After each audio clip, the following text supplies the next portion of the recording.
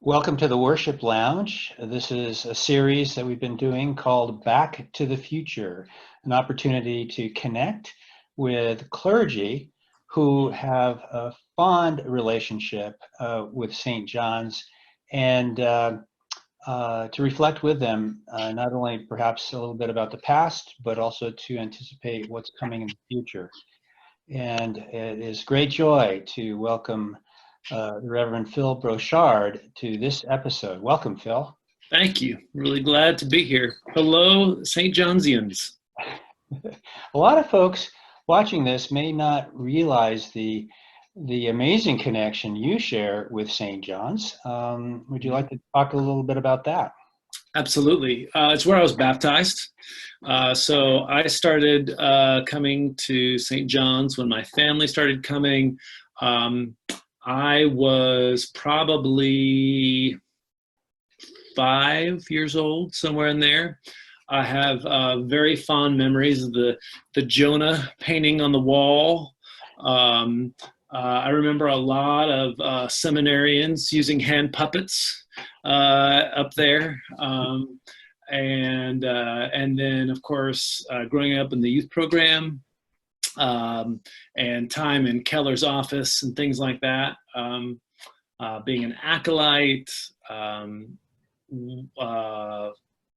sure time spent down in Aptos.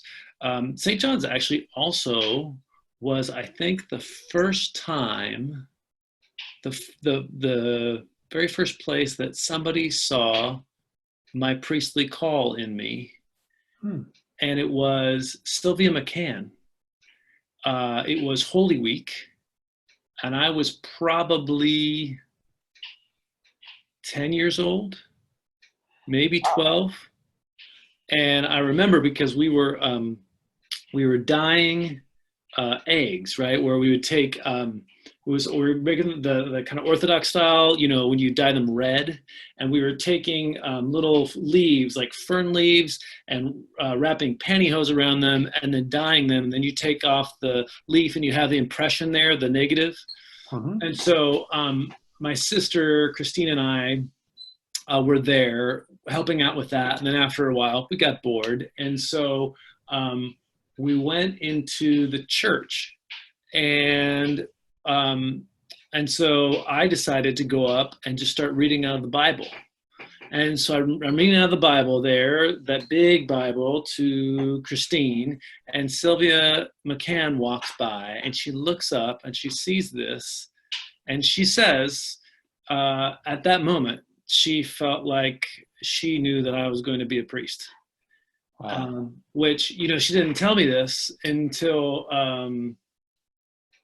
I don't know, 10 years later, 15 years later, as I'm becoming a priest. And so for that reason, and for many, many more, St. John's was really instrumental in my understanding of self, my understanding of the Christian faith, and knowing how love gets worked out in community. That's an amazing story. I never heard that before, and we still love seeing Rob and Sylvia on occasion. They come back to the church for a variety of reasons, and so that's a wonderful story. And then, of course, your folks are parishioners at St. John's, so and that's another great connection. So, how are you at All Souls Berkeley sorting this very challenging time out? It is. It's one of the hardest things that I think I've encountered as a priest, because it's so multi-dimensional in what it's challenging us with. I've only been ordained for, now 17 years, close to. But this is just, I don't know, we keep throwing these words around, but they're true. It's unprecedented. I don't think we've faced a moment like this as a Christian faith in hundreds and hundreds of years. I mean, you have to go back to the Reformation to find such a thorough shift culturally as we're facing. So how do you create and maintain Christian community when the reliable ways you've found are now gone? Temporarily, hopefully, but for at least this time period, you can't be in person. And so one of the things that we looked at that first week, so I think that the first no gathering of more than 50 came out on a Wednesday night. We met that next day on a Thursday with a group of 8 or 10 folks over Zoom to say, okay, so what would this look like? And so we tried to develop what we felt like were some core concepts. One was that whatever we do has to be live. We can record it and people can watch it later, but for us, we wanted everybody to be in it at that moment together. And the other is we wanted to be familiar. We didn't want to be trying out a whole bunch of new stuff when we were already finding it to be so hard just to get going. And so the other idea, or the question we had, is what does it mean? Is it possible for us to worship God in a way that feels like it has integrity in that church, and have people in their homes looking through a screen with speakers feel like that's also worship for them? And that will have integrity. And so we changed the music. That was the first thing we did, because we realized, okay, what works on a Sunday with an organ and a trumpet, et cetera, and guitars and mandolins and sometimes accordions may not work for this. And so we really tried to do things that were like comfort food. So it was a lot of mac and cheese that Sunday. And I do think that All Souls has been in a place to kind of meet this moment, because a lot of the things that we've been doing are trying to take some of the ancient patterns and practices and say, great, what's the essence of that? And how do we make that live now? And not just accept it because it's been. And so I think that was part of the ethos already. And so it didn't feel like a huge shift, even though it was a lot of work. But here we are, Monday of Holy Week, and we've had to do the same thing with these rites that are super visceral. They're tangible, they're intense, and that's why we love them so much. But nobody's in the space. Right. And so what we're going to try and do this week is drew what we're kind of calling blended worship, so that everybody's creating sacred spaces in their homes. And so we've given some instructions for that. We're sending photos out. We're going to do probably a Facebook live video about it in a couple days.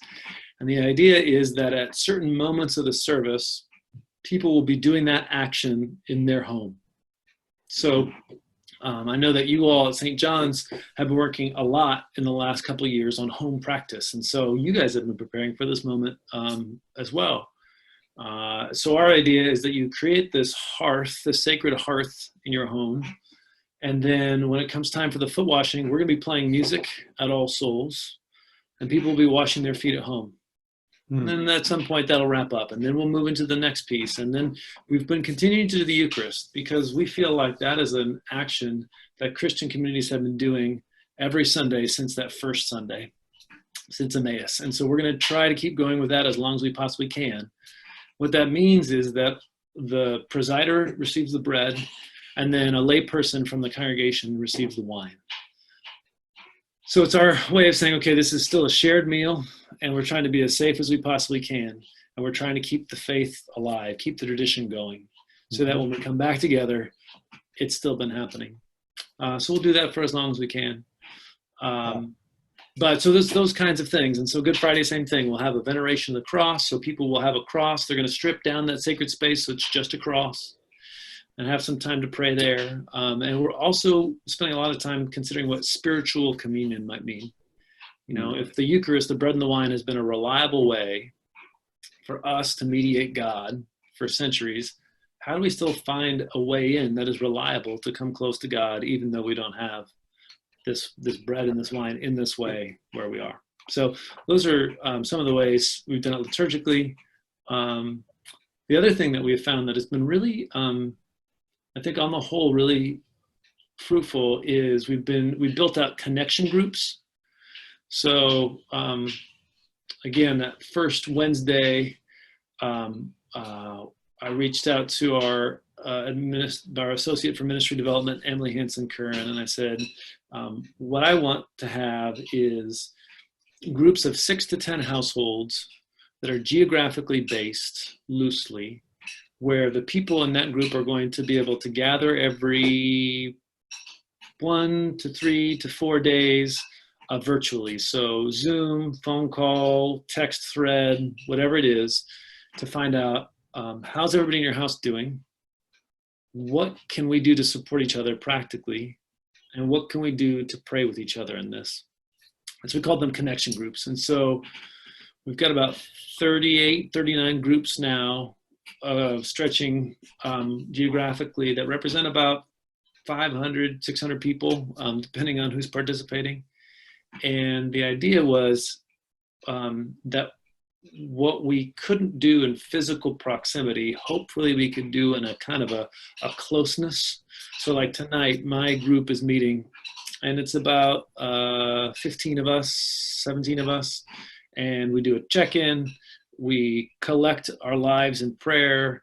We're doing a little bit of program, but really, not too much. Basic, either spiritual practice or scriptural story, and then pray it out. And the check-in is the most important part. People really being able to say, "Here's where I am," and I knew that something was really happening when we had people that were really, it's a funny marker, but we're ready to cry with each other on Zoom. Yeah. And just say, this is where it's going, and this is what I'm afraid of, and this is all that kind of stuff. And so that's, to me, it's like, oh yeah, God is there. When Jesus said, whenever 2 or 3 are gathered, he didn't specify if he had to be in the same room. But what happens when I think we invite Jesus in is that we're not inviting Jesus to sit in the corner, Right. but to be right here with us. Those are really great insights. And as you know, St. John's loves to steal insights from all sorts. Hey, we've stolen them from somebody else usually, so steal away. We've just added an associate for ministry development as well, having examined what that's done for your congregation. So we're happy to have the Reverend John Owens with us. Right. Interesting in what you said about this in an interview the other day with the very Reverend Mark Richardson. He suggested that we have been practicing absence all the time. We just haven't been conscious of it. And I thought that was an interesting point, that somehow when we go to the altar, we don't have the full, there's the presence there, but there's also an absence. And that this is a time for understanding what that absence is right now, and how to find a deepened connection to it. Yeah, that's exactly right. It's something that we know intuitively in ourselves, and just finding ways to name that for each other, I think is really important. Right. So, as we know, before this all happened, 90% of all mainline congregations were experiencing decline. Yeah. I think that there's probably some things we don't want to go back to. And there's some opportunities we have to innovate and become more relevant to people. Where are your thoughts around those lines? What things do you think we need to rid ourselves of, and what things are emerging that we can embrace? Yeah, well, I tell you, this answer has changed for me than what it was a month ago. There's no doubt about that. Because I am a person who puts a high degree of priority on physical proximity, on being in a place with a people. And I still believe in that. And I still am longing to come back to that. What has shifted for me is the willingness to see other ways of gathering that can be fruitful and connective, even if they're not in the same place. So what I wonder is, are we going to be continuing to stream our worship service after we get the all clear, whenever that comes, in 3 months or 6 months or however long it takes. And if you'd asked me that again a month ago, I said, no way. But now I actually see some real reason for it. Yes, it's the homebound person, but also what we're finding is that it really lowers the threshold. And so I think that there, especially in the area we live in, there's such a communal, I don't want to overstate this, but there's a distrust of organized religion, and specifically at times of Christianity, and for some very, very valid reasons. And so for a person to walk through our doors on a Sunday morning, our threshold's only this high, but it feels like it's this high, right? Because it just takes a lot. And so what we're seeing in the numbers, both through our stream, but also the comments we're getting, is we're getting people, that I thought had kind of orbited out of life at All Souls, and they don't think so. They're like right back in there, and they're making comments, and they're sending messages of support and encouragement and love, and it's like, whoa, you're still there. We're also getting people who are kind of checking it out and seeing what this is like. And this is a way that they can find that, again, has a little bit less pressure. So one of the things that we're doing now in our streams is being really intentional with the words we use of welcome, and saying things like, also at the announcements or different points during the liturgy, I'll say, if you're joining us for the first time, we're so grateful that you're here. Know that we're going to keep doing this for as long as we need to do this. And when we get back to a sense of normalcy, please come join us. There's ways for you to do this in person. So kind of keeping that in mind, because at some point this will end, and I do want to draw those people in closer. Right. Leaving room for however they feel like they need to do it. One of the ahas that continues to open up for me from the College for Congregational Development is that understanding of the purpose for a Christian community is not to create like more members for the Episcopal Church. That can be a happy byproduct. But the purpose is to provide an environment for that person's faith to develop, for them to come closer and be transformed by God. Right. And for some people, that's going to happen on a daily basis because they're really mature in their practice. And for some people, that's going to be kind of every Sunday. And for some people, it's going to be a couple times, once every 6 weeks or so. But the whole goal is you meet people where they are and you invite them to go deeper. And so I just think there's all kinds of options and opportunities now to meet people where they are and invite them to go deeper, and not shame them, and not say, where have you been for the last year or wherever, right. But to say, we're really glad you're here. Think about doing this. Yep. Well, that's absolutely true. I think as congregations, we ought to be documenting kind of what new revived connections are occurring through this kind of platform. It sort of made me smile when you did your little introduction there earlier, because actually it was Keller, our youth director, that sent me this little placard the other day that just simply said, and suddenly my pastor was a televangelist. Yeah, I know.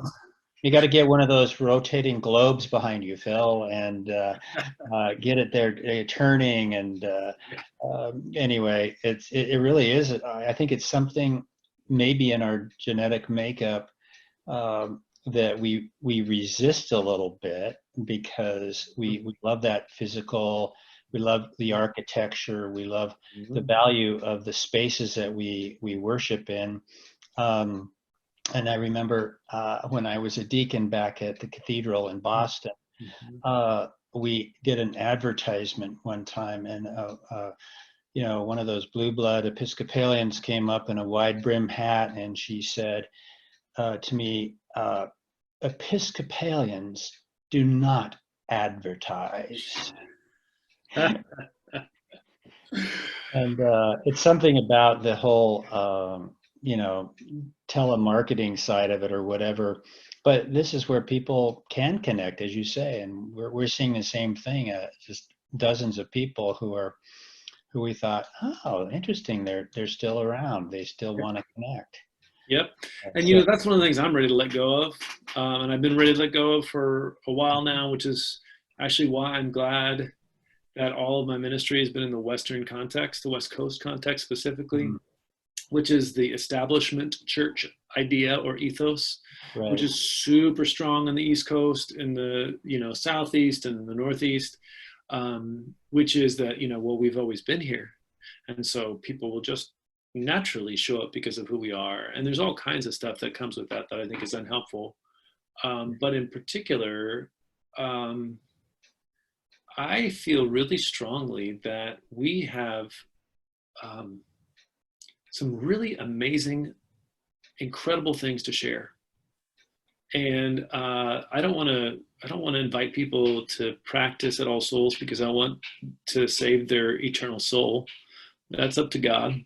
But what I do want to do is say, we have found a way to live together that makes our hearts sing, makes us, we come to be better parents.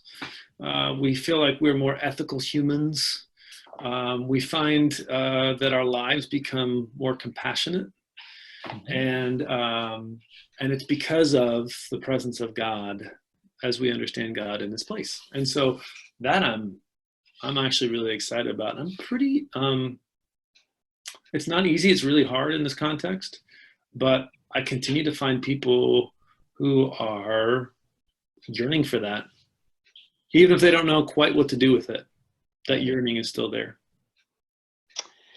Well, Phil, it's been great connecting with you. Of course, we see each other around a lot, but part of this series is connecting with people who have left the state as well, but have become priests, and so it's especially nice, though, to connect with you in this way.